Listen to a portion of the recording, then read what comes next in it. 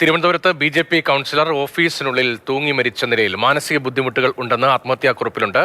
തിരുമല അനിൽ എന്നാണ് അദ്ദേഹത്തിന്റെ പേര്. അദ്ദേഹം നേതൃത്വം നൽകുന്ന സഹകരണ ബാങ്ക് സാമ്പത്തികമായി തകർന്നിരുന്നു എന്നടക്കമുള്ള വിവരങ്ങൾ ഇപ്പോൾ പുറത്തുവരുന്നു. ഇന്ദുലേഖയുണ്ട് വിവരങ്ങളുമായി. ഇന്ദുലേഖ, തിരുവനന്തപുരം നഗരത്തെ സംബന്ധിച്ച് സുപരിചിതനായ വളരെ പ്രധാനപ്പെട്ട ഒരു നേതാവാണ് തിരുമല അനിൽകുമാർ. പ്രത്യേകിച്ച് സംഘപരിവാർ സംഘടനകളിലെ വളരെ പ്രധാനപ്പെട്ട സീനിയർ തലത്തിൽ പ്രവർത്തിക്കുന്ന നേതാവാണ്. അപ്രതീക്ഷിതമായ ഒരു വാർത്തയാണ് വരുന്നത്. വിവരങ്ങൾ എന്താണ്? രതീഷ് പറഞ്ഞതുപോലെ തന്നെ ഏറെ ഞെട്ടിക്കുന്നതും അതുപോലെ തന്നെ അപ്രതീക്ഷിതവുമായിട്ടുള്ള ഒരു ദുഃഖകരമായ വാർത്തയാണ് നമ്മൾ ഇന്ന് തേടിയെത്തിയിരിക്കുന്നത്. തിരുമല അനിൽ എന്ന് വിളിക്കുന്ന തിരുമല അനിൽകുമാർ ബി.ജെ.പി. കൗൺസിലർ തൂങ്ങി മരിച്ച നിലയിൽ ബി.ജെ.പിയുടെ കൗൺസിലർ ഓഫീസിനുള്ളിൽ കണ്ടെത്തിയിരിക്കുകയാണ്.